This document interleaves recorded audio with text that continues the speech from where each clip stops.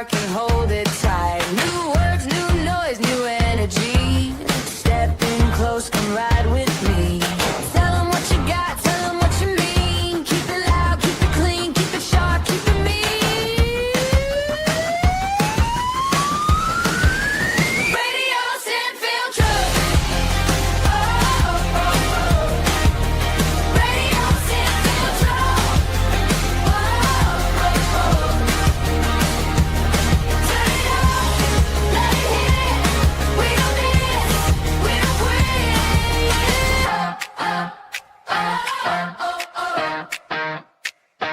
Oh, fast little lads, big open minds. Hot takes flying all the time. Real talk first, then we break it loose. If you want fire, we got the fuse. Tell them what you got, tell them what you mean. Keep it loud, keep it clean, keep it sharp, keep it mean. Radio Sin Filter. Oh, oh, oh. Radio Sin Filter. Oh, oh, oh. Turn it up, let it hit. We don't miss, we don't quit. Say it again, say it louder. Bright little chaos, forward to power. Say it again, say it louder. Bright little chaos, forward to power. Radio Sin Filter. Radio Sin Filter.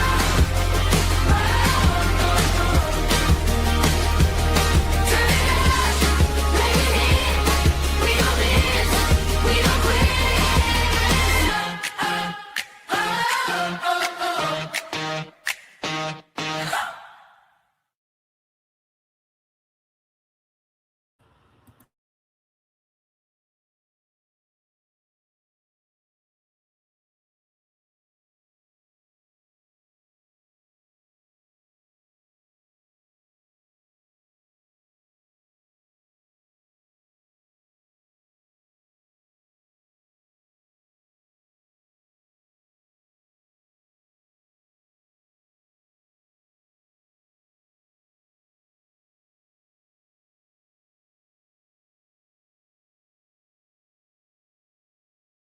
How the fuck does that happen?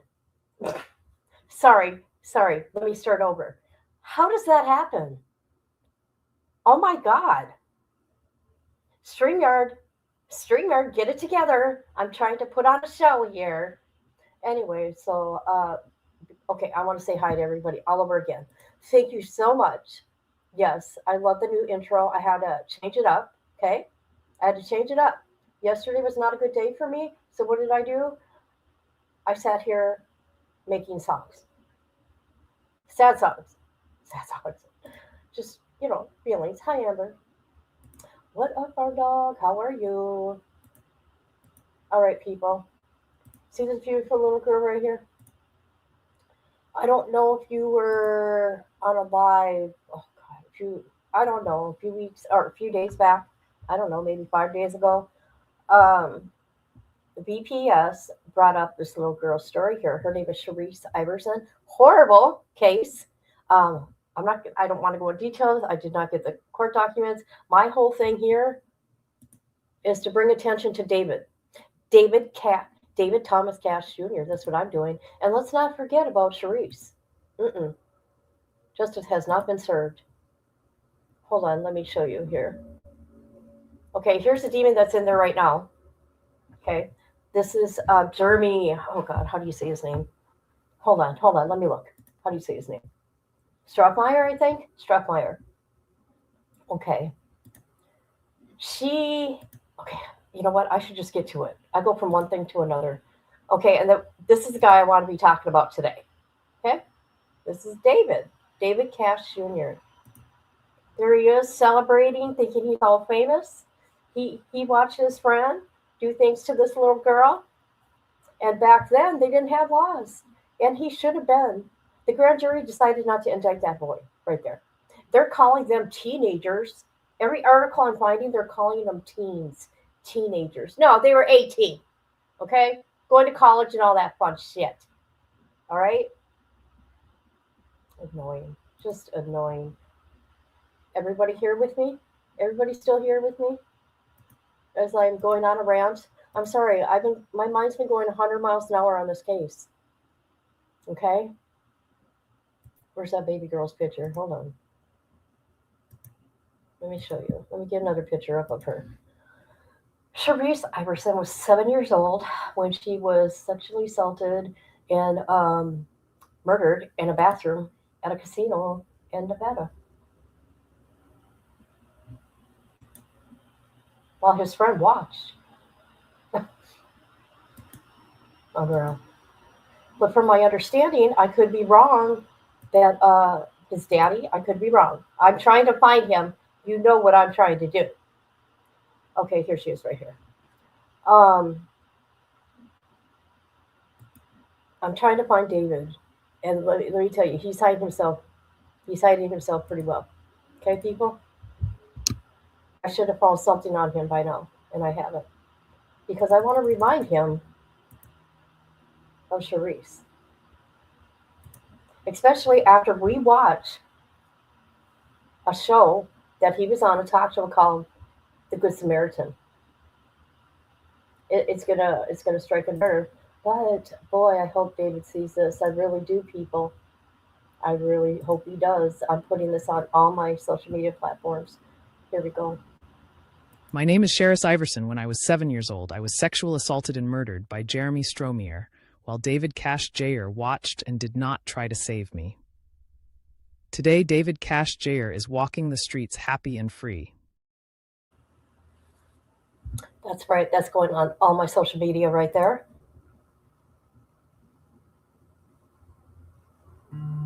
Okay, let me go to. Okay, let me go to the Wikipedia. I hate doing Wikipedia, but I'm going to go to Wikipedia, okay? Because I like to do my own research, but this is what happened here in a whole. All right, so the crime, okay, it happened on May 25th, 1997. So it's coming up on what? Let's see, when did this happen? It's now May, okay? It's going to be 28 years, I think. Is it 28 years, you guys? 97, 2007, 17. Do the math for me. Do the math. I'm going to get going here. There we go. Okay, I'm just going to, not go word for word. Okay. So this happened at the, see, they have to tell the ages, 18, 17. Let's get it out there. Okay. Was at the Prima Donna Resort and Hotel. And is it Prime? Would it be Prima, Nevada? The two young men had arrived at the gambling establishment, accompanied by Cash's father. Keep that in mind. Cash is the one that is not sitting in prison or ever been charged in anything within this case, by the way. And I heard his daddy was a DA. So they are accompanied by Cash's father from their homes in Long Beach. Okay, Jeremy right here. Jeremy. We're going to talk about Jeremy now. At 4 a.m., Jeremy began repeatedly making playful contact with 7-year-old Sherrice Iverson, who was roaming the casino alone. The young girl's father was gambling and drinking. Sherrice's father left the care to the 14-year-old brother Harold in the casino arcade. I'm saying this right now. Please, nobody in my chat. We are not going to go after the father. Absolutely not. The man has passed away, but I will not let them talk bad in my chat. Okay? About the father. Absolutely not. Okay, so she was left to care for 14-year-old brother. The results is Sherrice running around unmonitored. Who? Wikipedia, you're evil. The girl had been returned to her father several times throughout the night. Having been found alone by security, eventually Jeremy followed Sherrice into the women's bathroom. While in the bathroom, the two began throwing wet paper wads at each other. Sherrice then reportedly tossed a yellow plastic white floor sign at Jeremy. At around that time, Jeremy's friend David Cash entered the restroom and witnessed Jeremy personally taking Sherrice Iverson into a stall. When Cash looked into the adjacent stall, he saw Jeremy holding his left hand over Sherrice's mouth and fondling her with his right. After this, Cash left the... See, there's more to it than this. Cash left the restroom and was followed 20 minutes later by Jeremy, who confessed that he had unalived the girl. Cash asked Jeremy if Sherrice had been aroused. Later asked by a reporter why he would say this, Cash replied, "I don't know. It's just the way I think." 3 days later, they were taken into custody. Okay. At his home, 2 classmates identified him as security footage was being shown. Okay, so they got arrested. When questioned by police, Jeremy stated that he essayed Sherrice Iverson and strangled her to stifle her screams. Before leaving, Jeremy noticed that Sherrice Iverson was still alive and twisted her head in an attempt to break her neck. He heard a popping sound. He rested her body in a sitting position on the toilet with her feet in the bowl.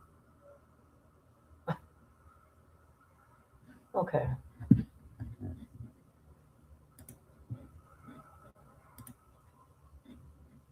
Okay, what we're going to do here, we're going to, Jesus, this is so sick.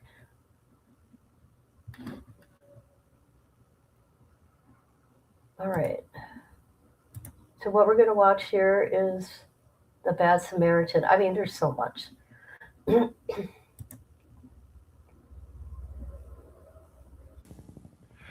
Everybody.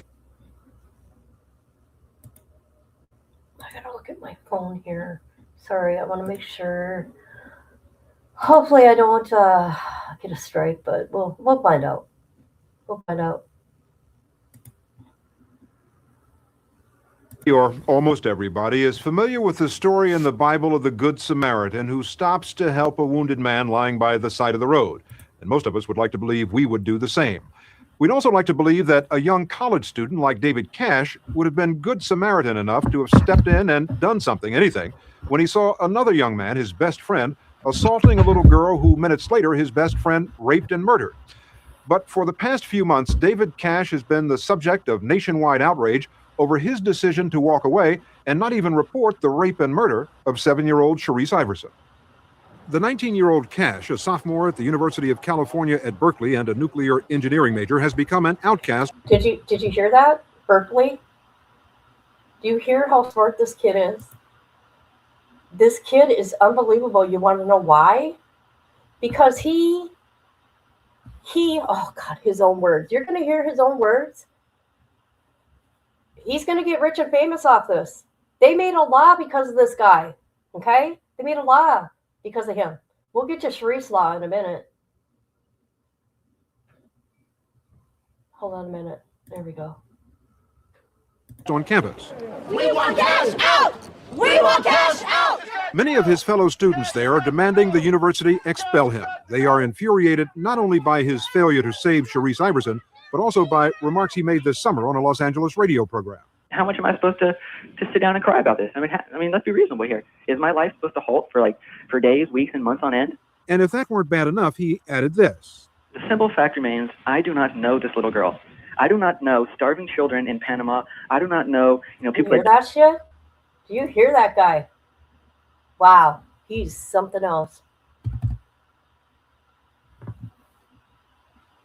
Wow. See, he doesn't even care, you guys. He has no feelings. I wonder if he has children. Iverson, but also by remarks he made this summer on a Los Angeles radio program. How much am I supposed to sit down and cry about this? I mean, let's be reasonable here. Is my life supposed to halt for days, weeks, and months on end?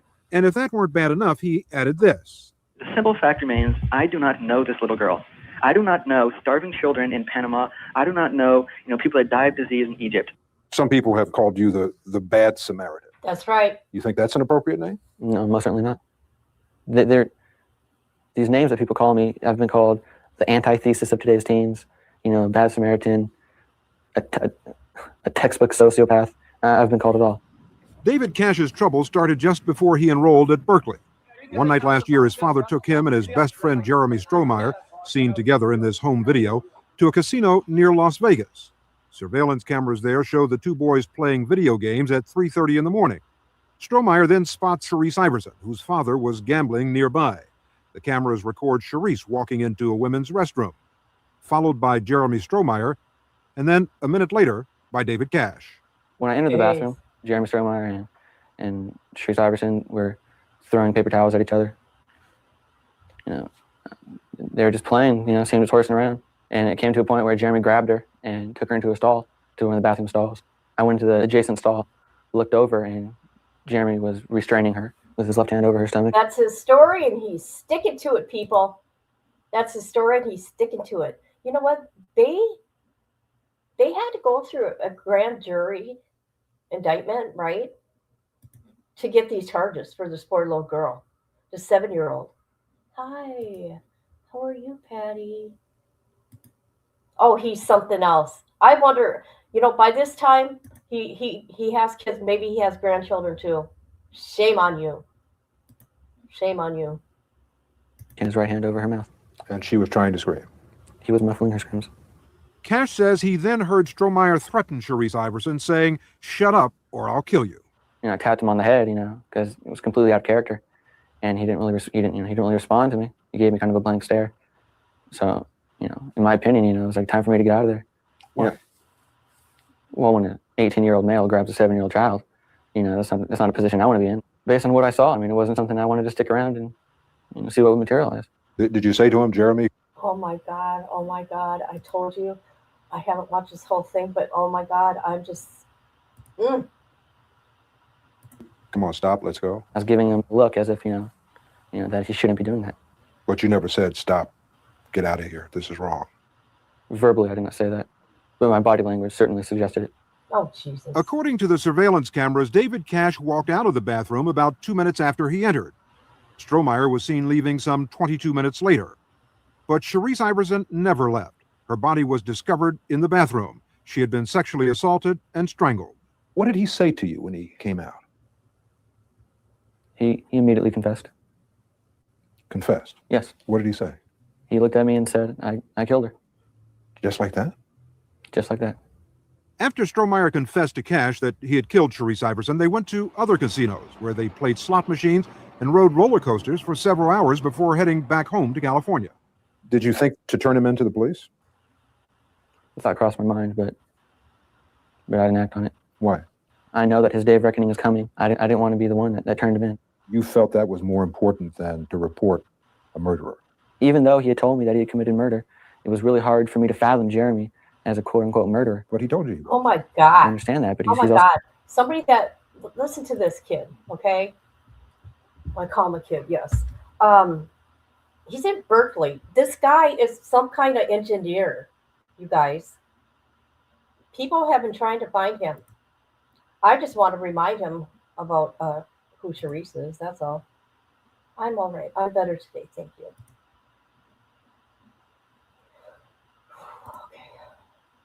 My best friend, we're taking AP English together.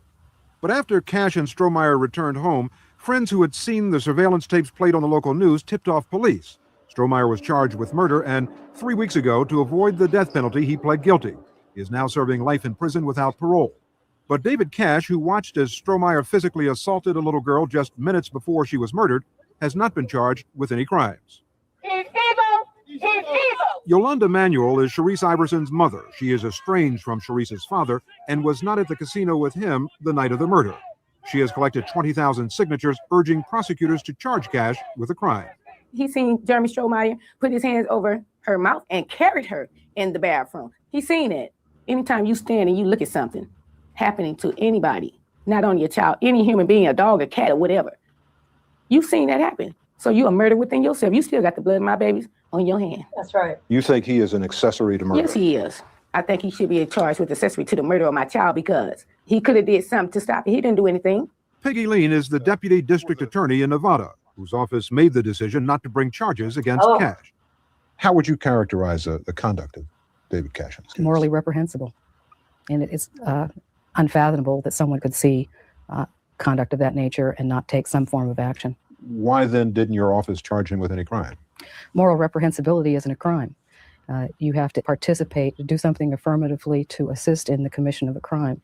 Watching and failing to report, regrettably, is not a crime. But, I mean, isn't there something wrong with that? I mean, you've got someone who could have saved that child's life and who did nothing about it, and yet there's no way to hold him accountable.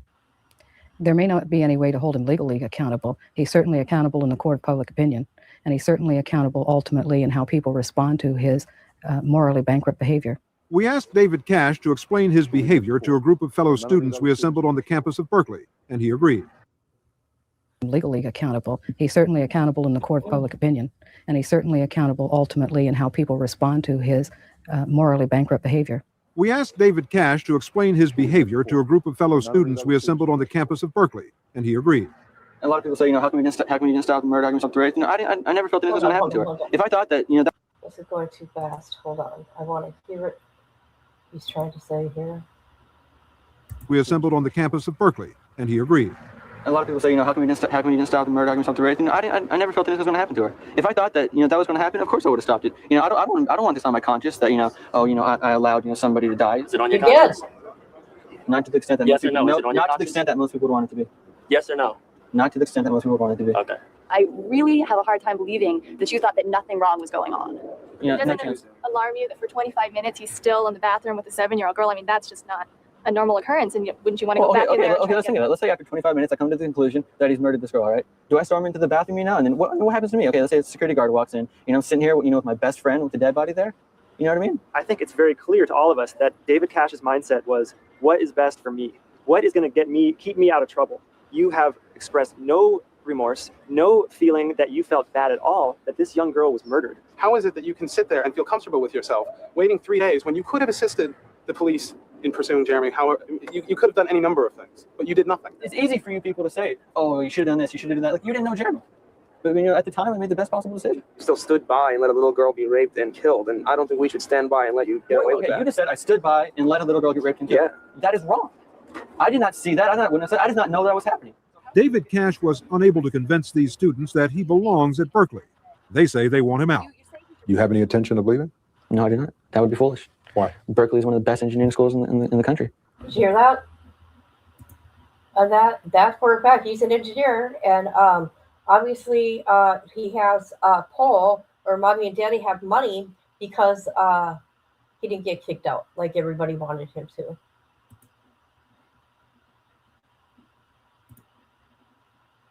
Why would I leave? That would be stupid. A number of students say that they're going to take matters into their own hands and in essence, run you out of here. Can they? They will fail. I have no intention of leaving. You see that? Look at that. Look at his attitude with him. They will fail. I have no intention of leaving.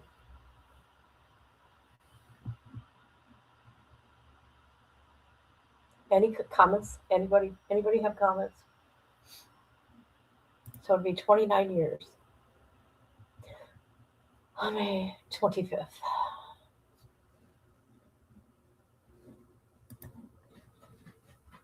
It should be, right? Especially how I've seen people like stick up for this guy saying he was immature. The boys' minds at that time, they're immature, at their age more so than women. Oh, shut the hell up. Despite the uproar on campus, Berkeley Chancellor Robert Berdahl says he cannot expel Cash because he hasn't committed a crime and he hasn't broken any university rules. David Cash has done reprehensible things in not acting, I think, to intervene. He said outrageous things.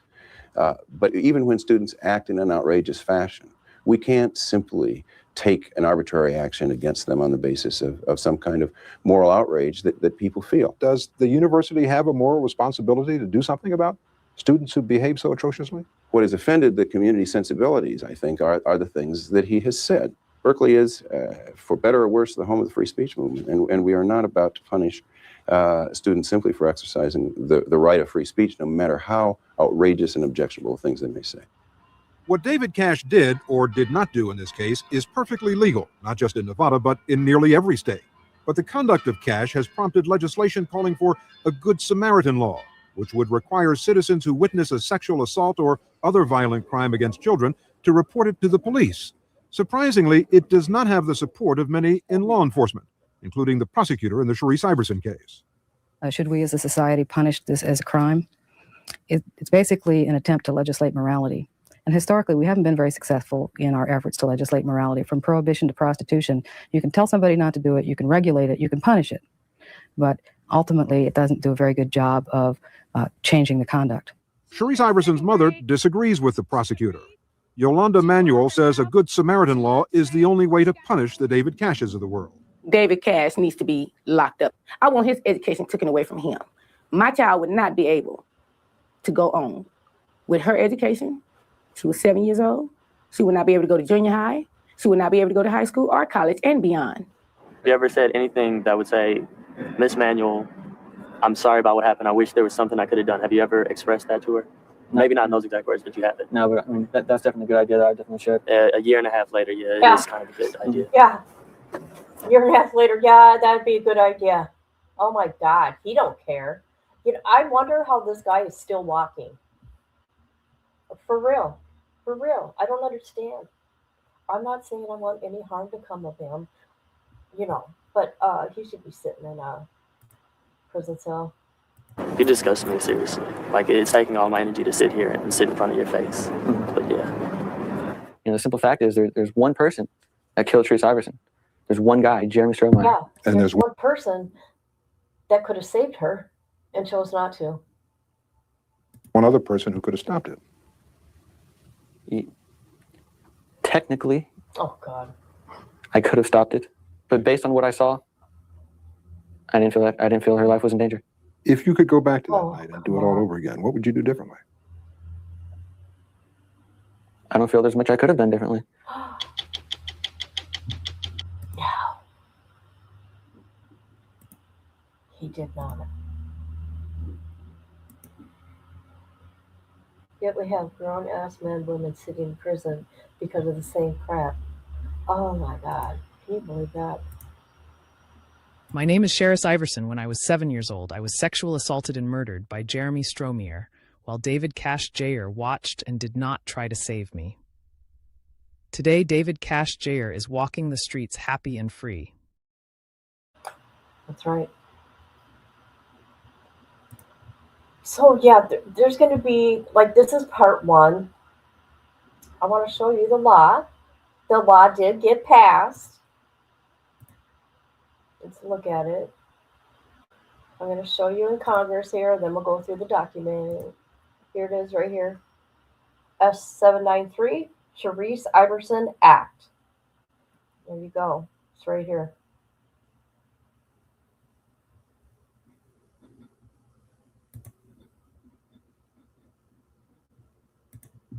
They tried to pay that mama off too. Oh, she's, I don't know. She's strong. Where is it? Hold on. I'm trying to find, is this it? Oh. All right, here we go. So here's the Sherrice Iverson Act, duty to report child abuse and neglect. Okay, it became a law. Let's see, when did it become a law?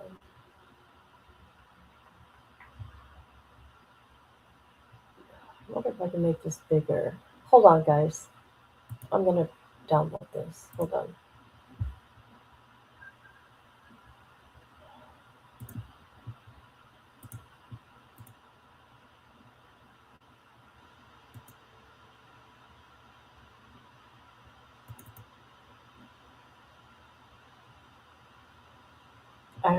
I mean, why? Oh, and this guy here, he ain't getting out, people. Jeremy, no. People are concerned about that. He's not. He's trying to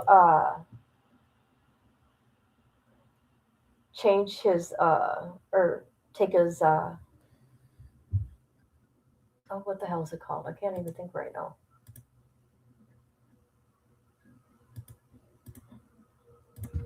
All right. Because of you, David Thomas Cash Jr., there is a Sherrice Iverson Act. And what's sad is she would be alive today, okay? Duty to report child abuse and neglect. Okay? Oh, what's this? Does that go there?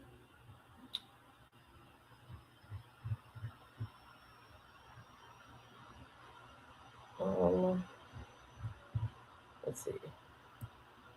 This is 26 pages. We are not. Let's see.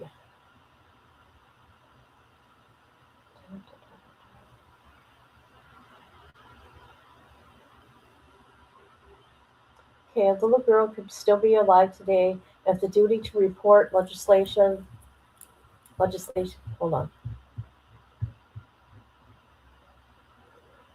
existed.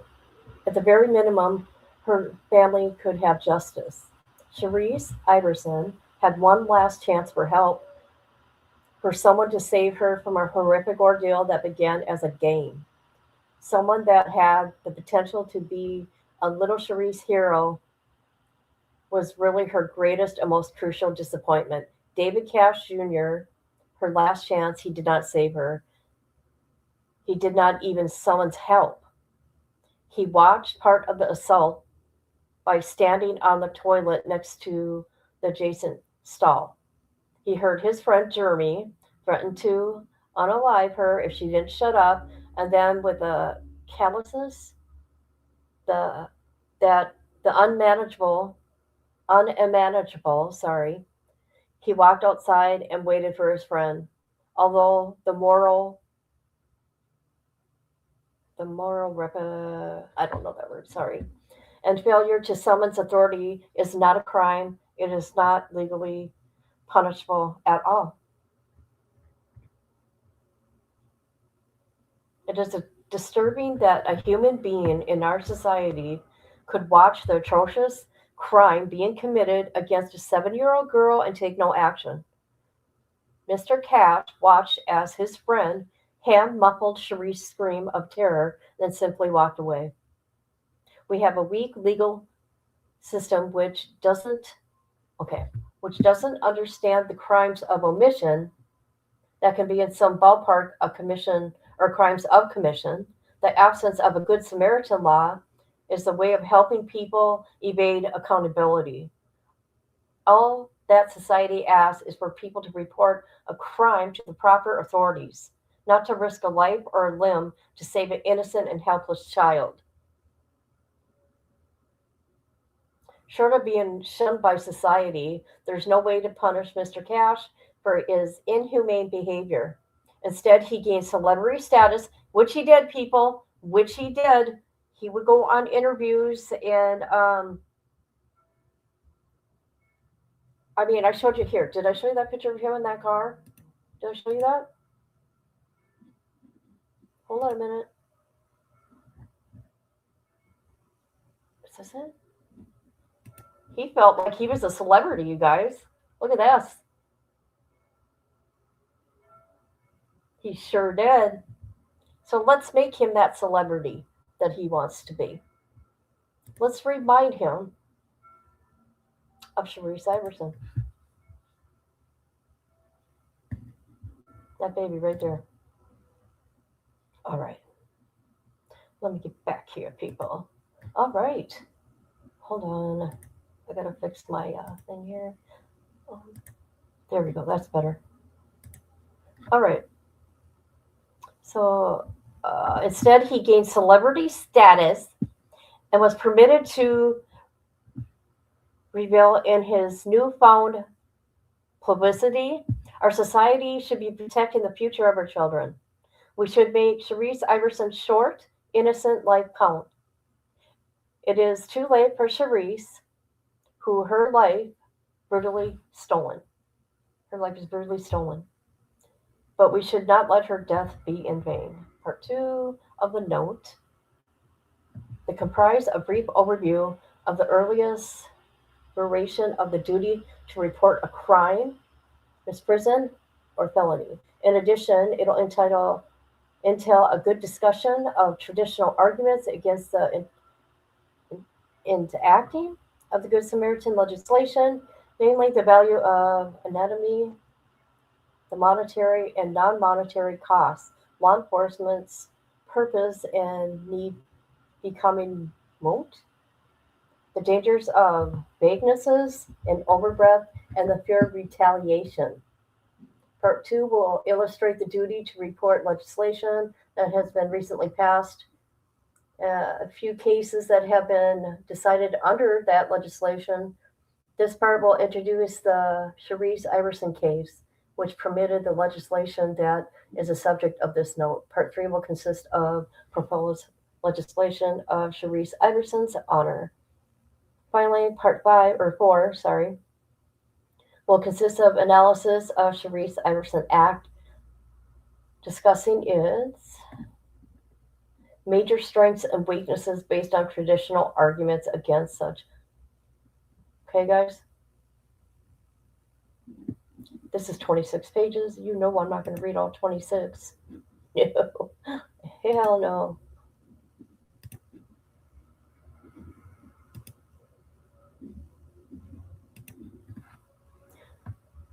Yeah.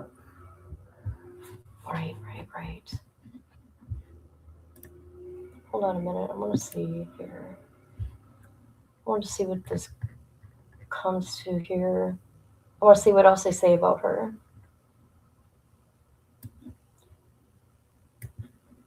All right.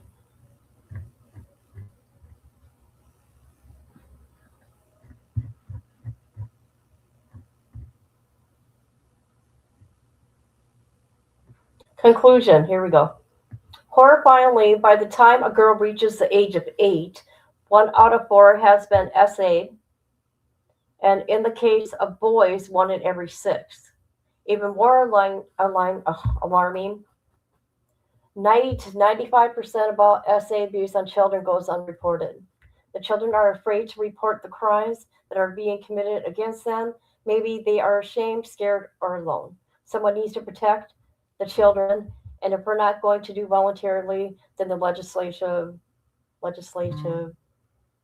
mandated by forcing society to report these crimes under the imposition of criminal penalties. Let's see. The Sherrice Iverson Act proposes to impose criminal penalties on someone like Mr. Cash, David Cash Jr., who knew that the child was being SA'd and did not summons authorities. This act will survive the traditional arguments against Good Samaritan legislation. It will impose a small burden on the individual's privacy and anatomy. It's not anatomy, that's a word. That costs associated with the law are no greater than the costs associated with any criminal law. Law enforcement jobs will not become mute, but will be facilitated by public assistance in reporting child abuse.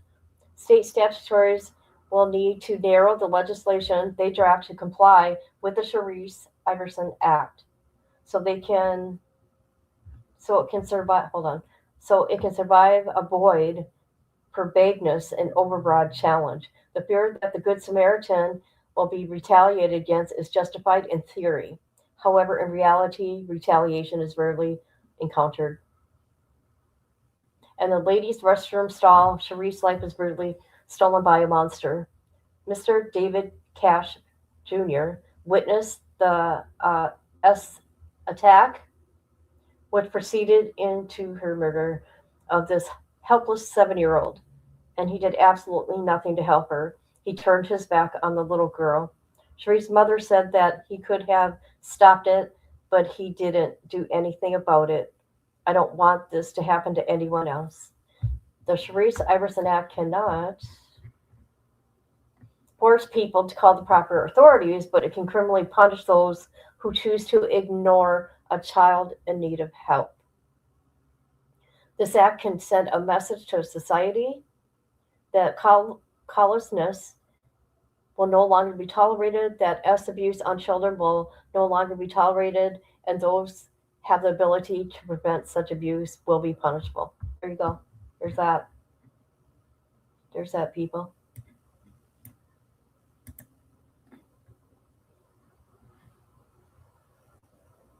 Anybody have any comments about this? Anybody?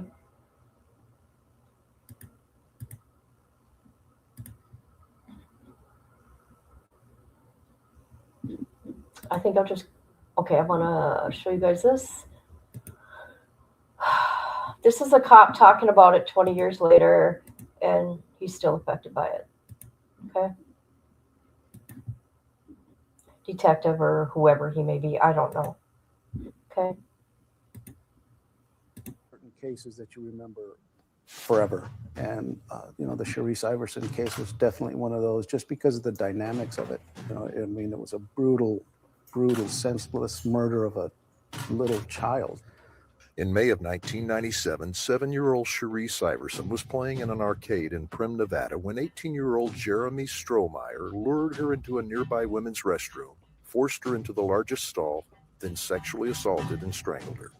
When I was taking his confession, he was just so matter of fact. He had absolutely no remorse at all. He described in graphic detail how he killed Sherrice, what he did to her, what he wanted to do to her, and why he wanted to do it. After that, I just wanted to leave. And I noticed that the girl was still breathing, barely. I didn't want to leave her that way, so I tried to break her neck. Can I ask you one question? Sure. Did you, when she was having this labored breathing, did you consider trying to give her a little bit of CPR yourself and then take off? No, that never crossed my mind. He was very graphic about it. He showed me just how he positioned his hands and snapped her neck and trying to kill her like he had seen on TV.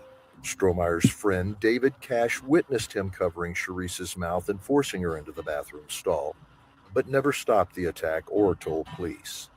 Cash was never charged with a crime. We were very disappointed that we couldn't bring some kind of charges against David, and he flaunted it. I mean, he just, there's nothing you can do. I didn't do anything wrong. I wanted to kick his ass just for being a jerk, but couldn't do that. 6 days after Sherrice was killed, more than 200 family members, friends, and classmates converged on a South Central Los Angeles church to mourn the little girl and share their memories. In exchange for not suing the hotel casino, Sherrice's father, Leroy Iverson, asked for $100, a room at the hotel, dinner for his 14-year-old, his daughter's funeral paid for, and some beer. After the initial investigation, after the arrest, I don't think that there was a great deal of interest in it or the attention that this would have drawn just because of where she lived and the circumstances of her everyday life. And that's a shame. It's terrible. Yeah. She's just a kid. I mean, no attention. Nobody's paying attention to this little baby, right? They lost her life. Sports brought to you by Station Casinos, STN Sports. But here you've got David Cash Jr. out there getting all famous for this. My name is Sherrice Iverson. When I was 7 years old, I was sexual assaulted and murdered by Jeremy Strohmeyer, while David Cash Jr. watched and did not try to save me. Today, David Cash Jr. is walking the streets happy and free. That's right. Okay, so here is a little clip I found of his attorney. Now, his attorney at trial, too bad this wasn't public. I would have loved to watch his trial, by the way. He made a plea deal, but where is this? Hold on. Hold on. She was at a deposition or something. She testifies. Anyways, you guys know who she is, right? as investigators. His attorney?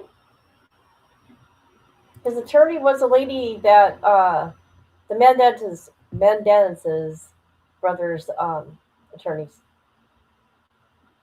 Okay, let's see. Here we go. Here we go. There's always going to be certain cases that you remember forever, and the Sherrice Iverson case was definitely one of those, just because of the dynamics of it. I mean, it was a brutal, senseless murder of a little child. In May of 1997, 7-year-old Sherrice Iverson was playing in an arcade in Primm, Nevada, when 18-year-old Jeremy Strohmeyer lured her into a nearby women's restroom, forced her into the largest stall, then sexually assaulted and strangled her. When I was taking his confession, he was just so matter of fact. He had absolutely no remorse at all. He described in graphic detail how he killed Sherrice, what he did to her, what he wanted to do to her, and why he wanted to do it. After that, I just wanted to leave. And I noticed that the girl was still breathing, barely. I didn't want to leave her that way, so I tried to break her neck. Can I ask you one question? Look at that. Did you, when she was having this labored breathing, did you consider trying to give her a little bit of CPR yourself and then take off? Yeah, I never crossed my mind. He was very graphic about it. He showed me just how he positioned his hands and snapped her neck and trying to kill her like he had seen on TV. Strohmeyer's friend David Cash witnessed him covering Sherrice's mouth and forcing her into the bathroom stall, but never stopped the attack or told police. Cash was never charged with a crime. We were very disappointed that we couldn't bring some kind of... the same dang thing. Her dad passed away shortly after, you guys. Okay, here is his attorney, Leslie Iverson, if you guys remember that name, testifying. So far, here at the Clark County Courthouse, it's been the heavy hitters that have testified here in this hearing. First one to testify was former Strohmeyer attorney Leslie Abramson. And then this afternoon, Jeremy Strohmeyer himself took the stand. It is a very unusual case happening today and tomorrow inside the Clark County Courthouse. Leslie Abramson, a famous Los Angeles attorney who represented Jeremy Strohmeyer in his last plea, is now being called into question by Jeremy's new lawyers. Jeremy's new lawyers are trying to prove that he was bullied into pleading guilty of raping and murdering 7-year-old Sherrice Iverson back in 1997 in a Primm, Nevada casino. Mr. Strohmeyer had consistently maintained the position that he would rather go to trial and be... Did you guys hear that? Did you guys hear that? He's saying he was bullied. He was bullied, you guys. He was bullied. Plus, he's also said he was bullied into making that statement. No, he's innocent, people. No, people actually think he's innocent. I've seen it on Facebook. People are like, I don't think he was the one in that bathroom. I think it was somebody else. It's not him. He should be free. I'm seeing that on Facebook. How gross is that?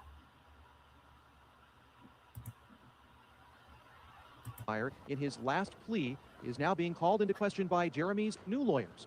Jeremy's new lawyers are trying to prove that he was bullied into pleading guilty of raping and murdering 7-year-old Sherrice Iverson back in 1997 in a Primm, Nevada casino. Mr. Strohmeyer had consistently maintained the position that he would rather go to trial and be executed after trial than take life without parole. And that Leslie Abramson was absolutely aware of this at the time that they started to go over to the district attorney's office to discuss plea. They weren't going to win this trial. They had no chance to win this trial, and they needed to cut their losses. If you look at the work that they did, and of course you're familiar with the reputation of Mr. Wright in this community, there is no way that they don't measure up to a standard of reasonable confidence. The first witness called to testify was Leslie Abramson, and she found herself being cross-examined by Jeremy Strohmeyer's new defense attorney.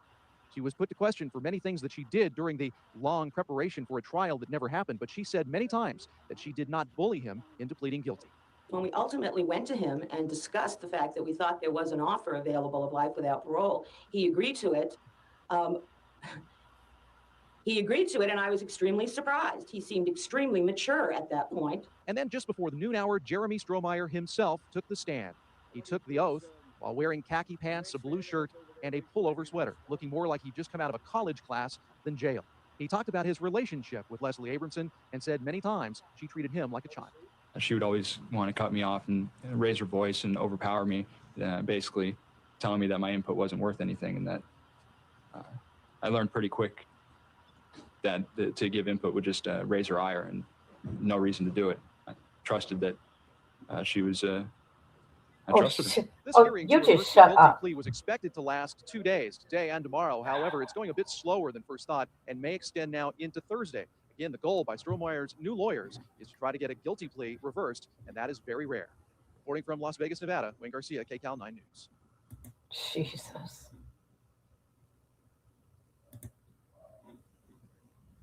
Comments, anybody?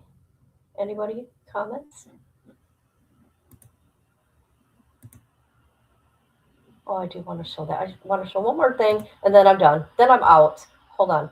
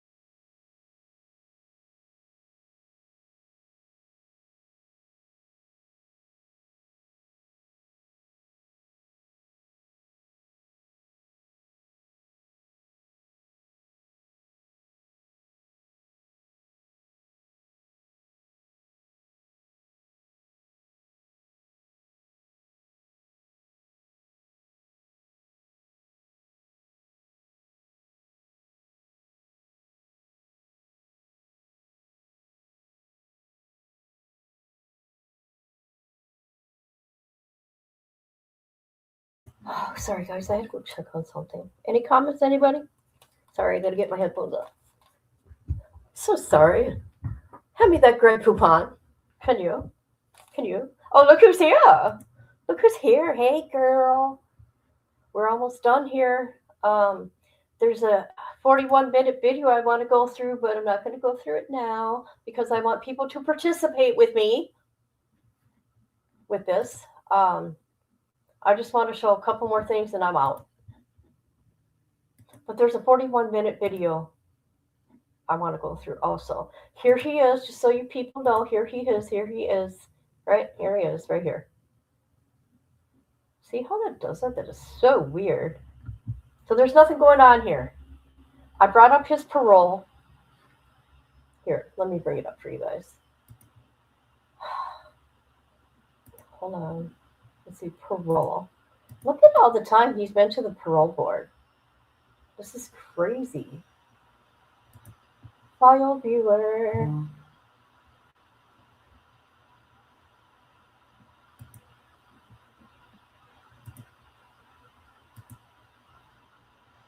All right.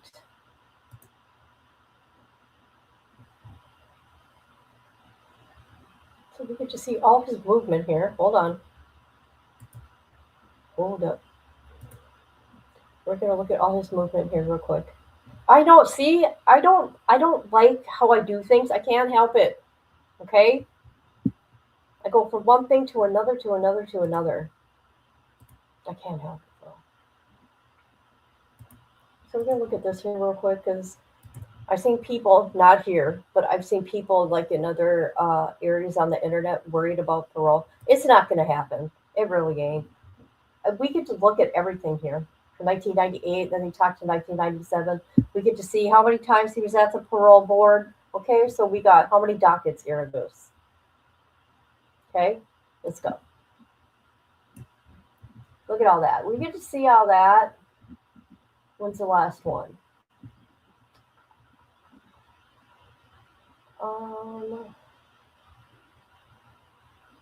8/5/2025 was the last time he was in the parole board room. So I just want to put that out there. Nothing happened. Nothing happened. He ain't going nowhere. I just want to put that there. Okay? All right.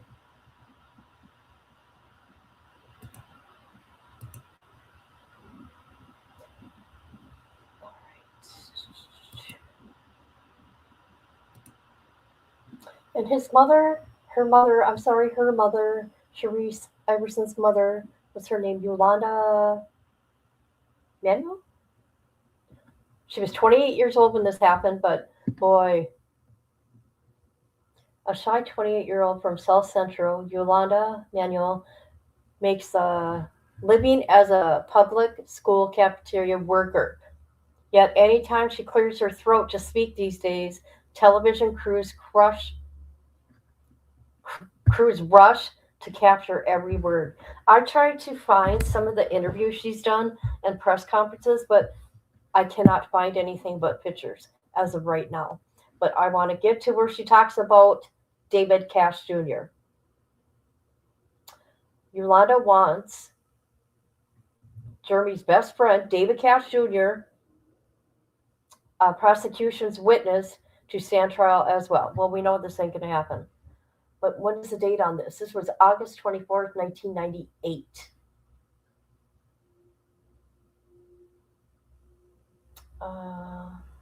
Because he saw at least the initial stages of the attack and did not go get help.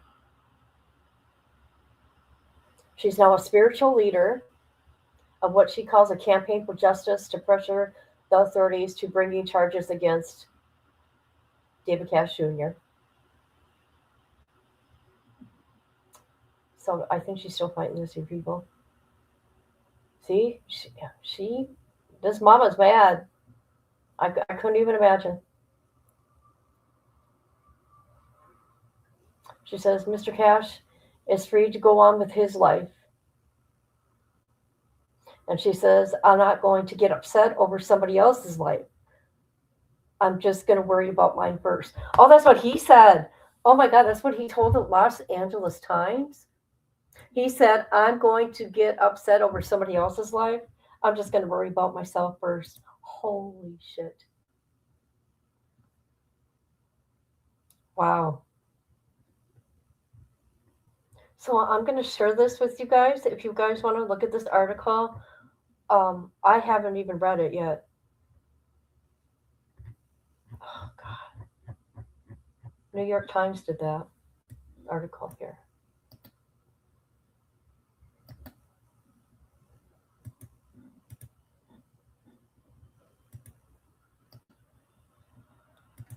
All right. So this is only going to be part one. There's going to be many, many parts to this because I want to go through that 41-minute interview or special on this.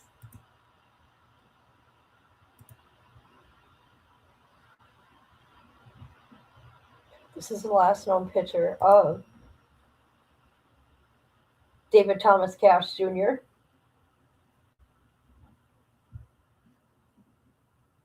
I don't know, 20-something. I don't know what he looks like now. And this is on a library right here. Jeremy.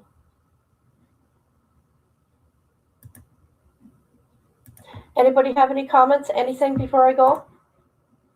Anybody? Oops.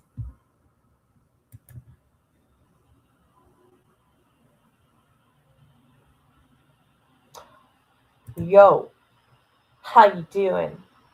Let me tell you, this case has been in my head ever since you told me about it. I'm on a mission. I'm trying to find him.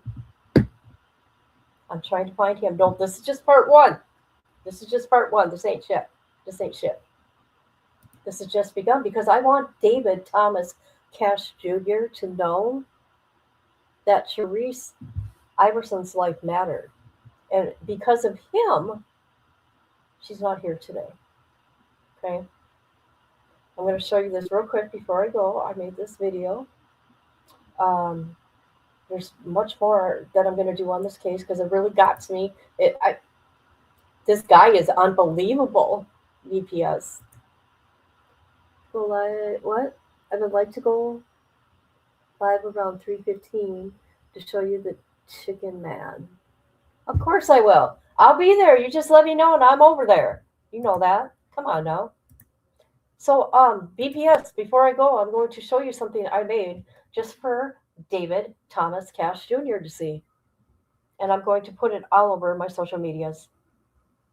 My name is Sherrice Iverson. When I was 7 years old, I was sexual assaulted and murdered by Jeremy Stromier, while David Cash Jr. watched and did not try to save me. Today, David Cash Jr. is walking the streets happy and free. I know, it's pretty creepy. I know that is, but he needs to hear it from her. I just So when I do, I know, and it gets to people. I know it does. It's people are going to think I'm doing something bad there. No, I'm not. This is just for David Thomas Cash Jr.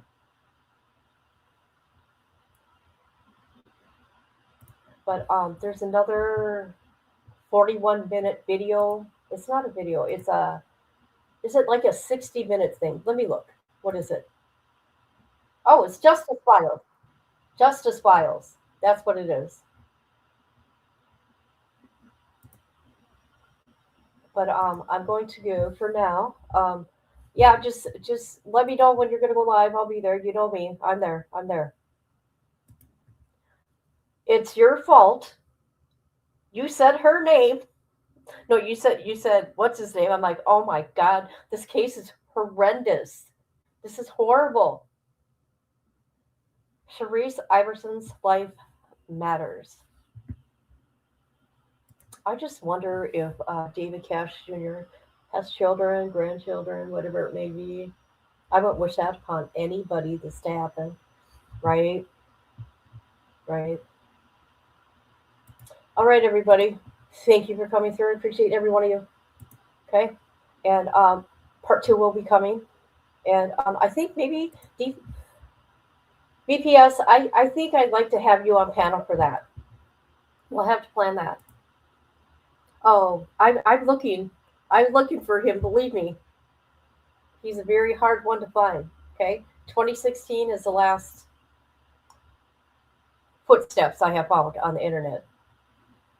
Cool. Because you're over there, right? And you know this case. So that'd be cool. Yeah. Anyways, I'm gonna go for now, but hey, Amber, send me the link and I'll be there. Okay. All right, everybody. Thank you for being here. Justice for Sherrice Iverson.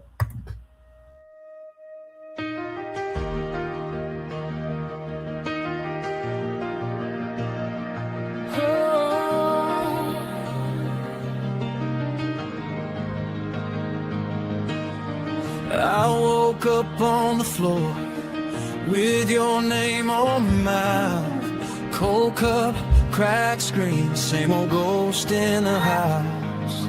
I kept your jacket on like it could keep me warm, but I've been missing pieces since you walked out the door. I need a sign, baby, something to feel. I'm tired of the weight, I'm tired of the wheel. If love left a scar, then let it turn gold. I'm reaching for daylight, I'm ready. What is going on, people? Holy shit.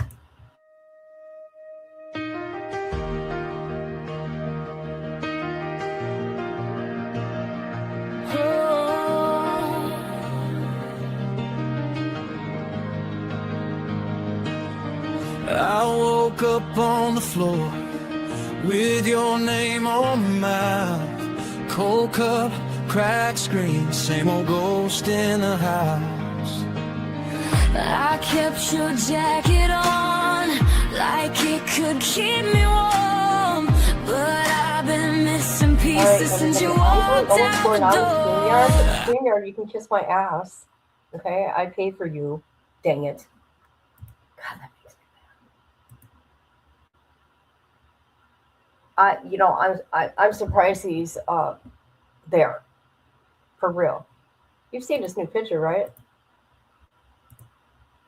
You've seen this new picture. Right there. But here, this guy here. This guy here. All right, everybody. I will talk to you later.